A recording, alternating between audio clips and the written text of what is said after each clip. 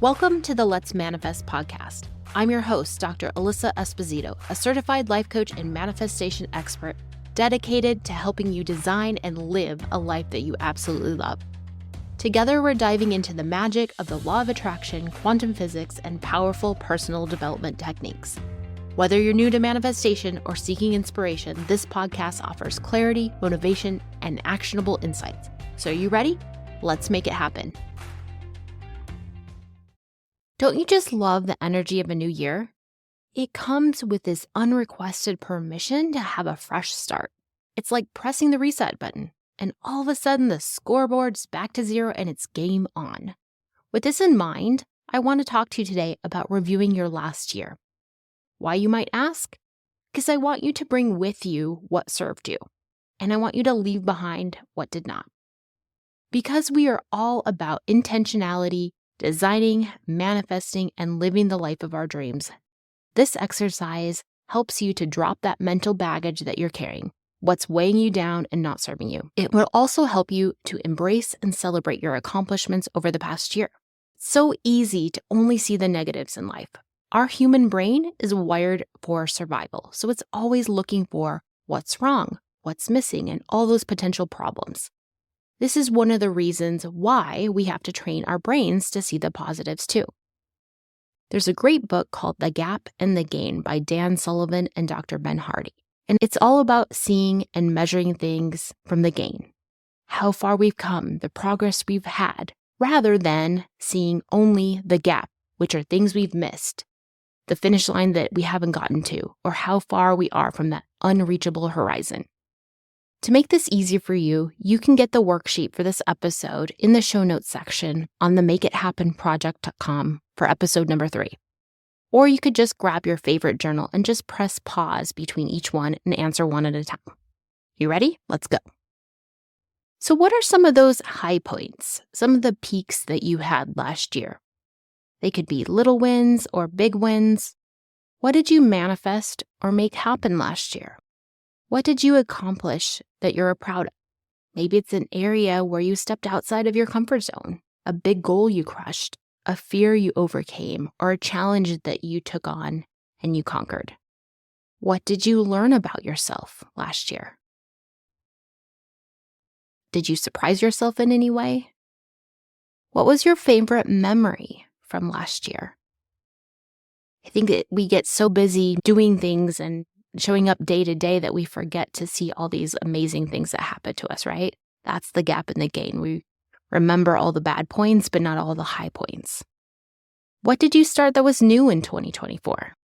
What was something unexpected and joyful that happened in your life? Was it a new puppy or a new family member? Or did you take an amazing trip? Or did you win something? Or did somebody do something that was kind of surprising and amazing for you? Was there something that you went through that was difficult, but you overcame? What beliefs did you have that served you really well? How did you grow as a person last year? Learning and growing and pushing ourselves out of our comfort zone is essential to create the change we want in our lives. Now, I can guarantee you that for most of us, our year did not go exactly as we had planned it, right? It never does. Life throws us curveballs. It's called the law of contrast or rhythm. There's always ups and downs, peaks and valleys. So in this part, we're going to take a look at what you want to leave behind from last year. Now, why does this matter? The past is over, you might be asking.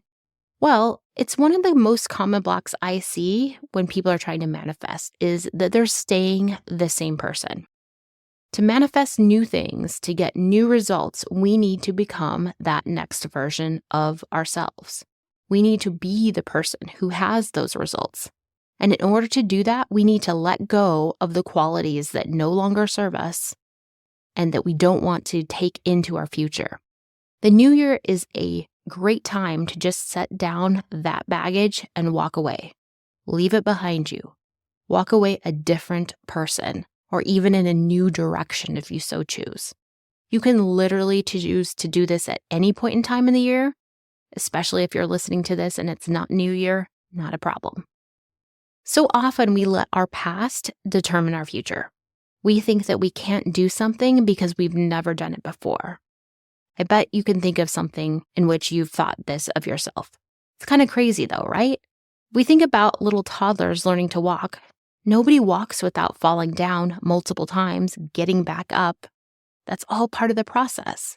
If we let that first fall mean that we'll never succeed, then we would all still be crawling.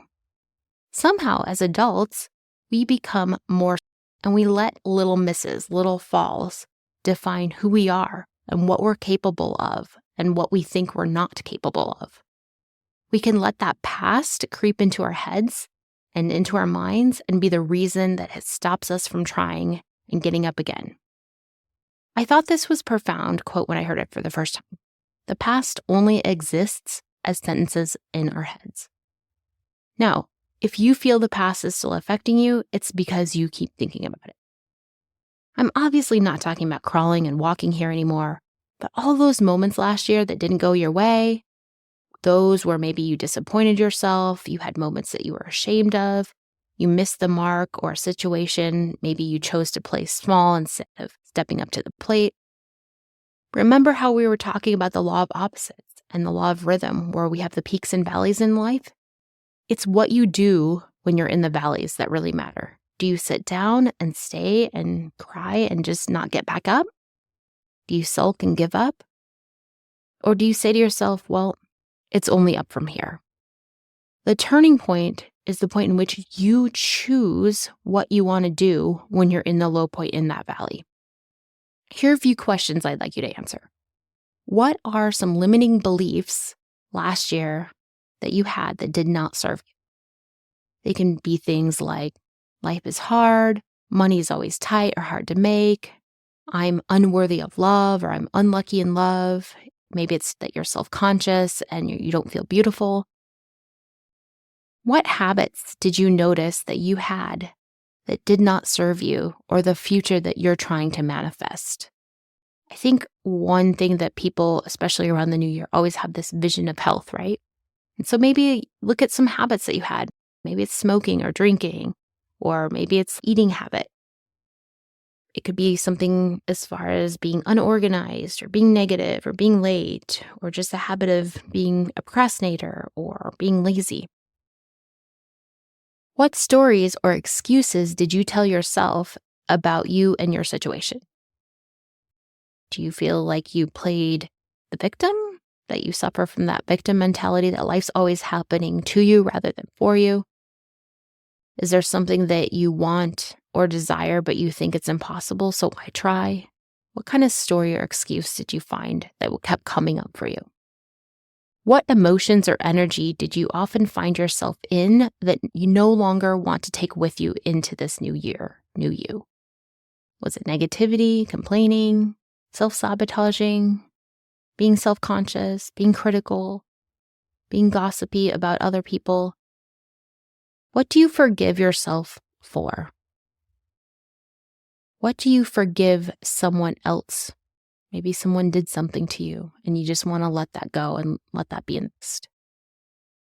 Who do you no longer want to be this year that you were last year? Make sure to grab that free downloadable worksheet. And again, I'll put that in the link in the show notes. The first page is all about reviewing and taking all the things that will serve you into the new year. The second page is about reviewing all the things you want to release and let go of. I recommend burning the release paper. At my vision board workshop, we did this and we burned the release paper with sage sticks. Obviously, find a safe place outdoors to do this. We used a ceramic flower pot that worked really well.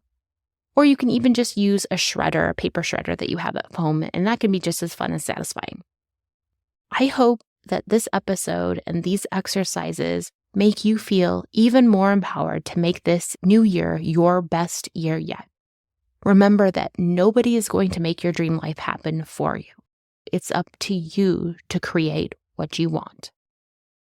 We hope that you've liked this episode. If so, check out the Make It Happen project, where you can learn more about the Modern Manifestation Academy.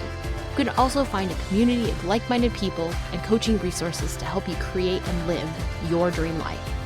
And for fun manifestation swag, check out the manifestationshop.com. Thanks for tuning in to the Let's Manifest podcast. And if you enjoyed this episode, be sure to subscribe and leave us a review. Let's keep the momentum going because you deserve to manifest your biggest dreams. Until next time, remember, you've got the power to make it happen.